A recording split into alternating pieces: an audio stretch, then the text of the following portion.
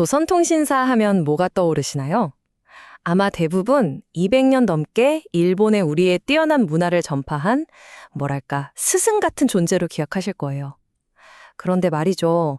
이 샤신들이 몰래 남긴 비밀일기에는 와, 정말 상상도 못할 이야기가 담겨 있었습니다. 오늘 바로 그 숨겨진 진실을 한번 파헤쳐 보겠습니다. 네, 맞아요. 우리가 학교에서 배운 게 딱 이거죠. 우리의 선진 문화와 기술을 전수해 주었다. 교과서에도 이렇게 실릴 정도였으니까요.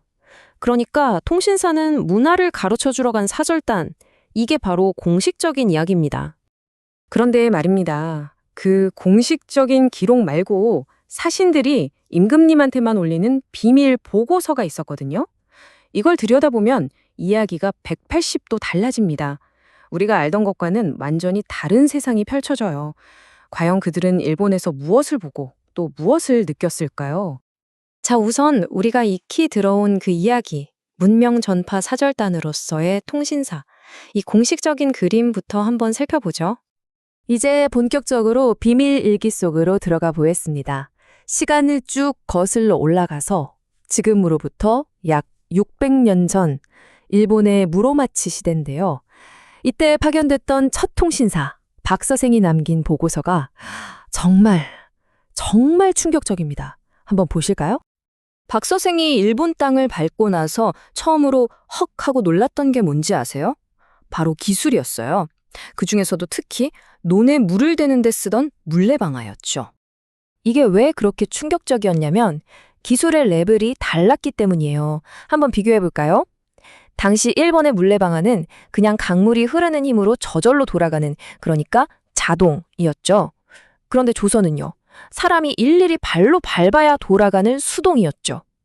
와, 이 효율 차이가 어마어마했겠죠. 박 선생이 이걸 보고 너무 감명받아서 같이 간 기술자한테 이거 설계도 꼭 배워가서 우리도 만듭시다 라고 했을 정도였으니까요. 자, 놀란 건 기술뿐만이 아니었습니다. 두 번째 충격은 바로 돈이었어요. 일본 사회에서는 정말 구석구석 모든 곳에서 돈, 즉 화폐가 쓰이고 있었거든요. 이건 당시 조선에서는 상상하기 힘든 풍경이었습니다. 박 선생이 남긴 기록을 보면 그 충격이 어느 정도였는지 생생하게 느껴집니다. 한번 들어보세요. 나그네는 식량을 따로 챙길 필요 없이 동전 주머니 하나만 있으면 천리 길이라도 갈 수 있다. 와, 대단하지 않나요? 돈만 있으면 어디서든 밥을 사 먹고 잠을 잘 수 있는 이 완벽한 상업사회를 처음 본 박 선생의 그 놀라움이 그대로 전해지는 것 같죠? 근데 이게 끝이 아니에요. 놀라움의 연속이었습니다. 시장에 갔더니 흙바닥에 물건을 늘어놓는 게 아니라 깨끗한 선반 위에 쫙 진열돼 있고 마을마다 뜨끈한 물이 나오는 공중목욕탕이 있어서 위생관념도 철저하고 또 여행객들을 위한 여관 같은 숙박시설도 너무 잘 되어 있었던 거죠. 그러니까 박 선생의 보고서는 사실상 우리가 일본한테서 배워야 할 것들 리스트나 마찬가지였습니다. 자, 그런데 바로 이 지점에서 아주 흥미로운 모순이 생겨납니다. 아니, 한번 생각해 보세요. 사신들이 직접 쓴 보고서에는 이렇게 일본 대단하다, 우리도 배우자는 내용으로 가득한데 도대체 왜 우리는 정반대로 우리가 일본에게 문화를 전수해줬다고 알고 있는 걸까요? 이 기묘한 역설, 바로 이게 오늘 이야기의 가장 중요한 포인트입니다. 그 해답은요, 기술에 있는 게 아니었습니다.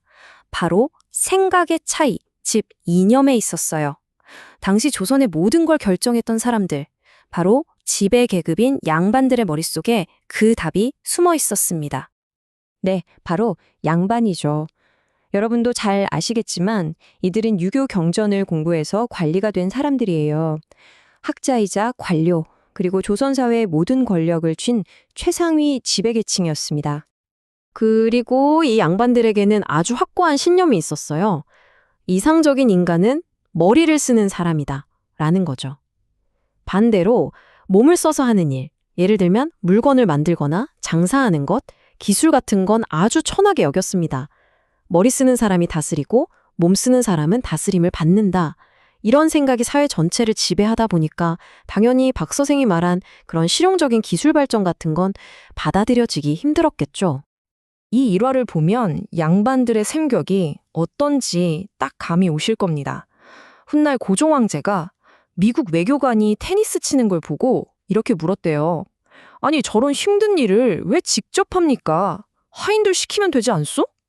와, 그러니까 운동마저도 직접 몸을 쓰는 천한 일이라고 생각했던 거예요.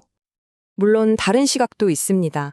이게 그냥 이념 때문이 아니라 일종의 고도의 전략이었을 수도 있다는 건데요. 일부러 기술 발전을 더디게 해서 주변 강대국들이 봤을 때 저 나라는 굳이 쳐들어갈 만큼 매력적이지 않네? 라고 생각하게 만들려는 그런 의도적인 방어 전략이었을 수 있다는 아주 흥미로운 가설이죠. 자, 그럼 이런 양반들의 생각이 구체적으로 어떤 결과를 가져왔을까요?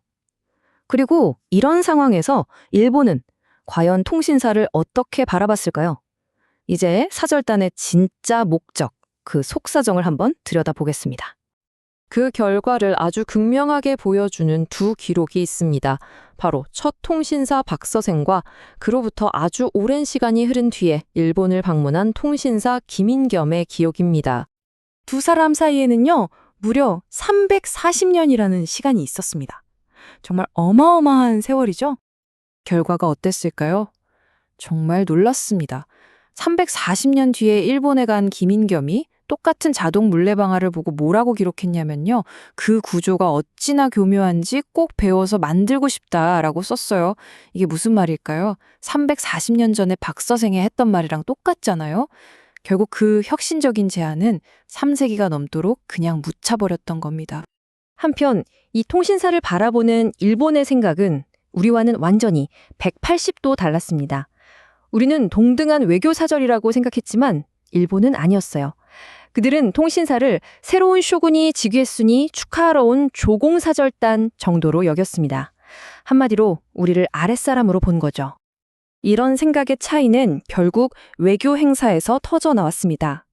일본 측이 에도성에서 쇼군을 만날 때 신하가 임금에게 하는 예법인 사배, 즉 4번 절하라고 요구한 거예요. 통신사 김인겸은 당연히 이건 말도 안 되는 치욕이다라면서 거부했죠. 생각해보면 일본은 조선에 새로운 왕이 즉위했다고 축하사절을 보낸 적이 단 한 번도 없거든요. 이 관계를 서로 얼마나 다르게 생각했는지 명확하게 보여주는 사건이었습니다. 결국 이 통신사의 비밀 일기는 우리에게 아주 근본적인 질문 하나를 던집니다. 우리가 교과서에서 배우고 진실이라고 믿었던 그 역사, 과연 그건 누구의 입장에서 쓰인 이야기일까요? 어쩌면 우리가 아는 역사라는 건 결국 승리한 자, 힘 있는 자의 기록에 불과한 건 아닐까요? 한 번쯤 생각해 볼 문제인 것 같습니다.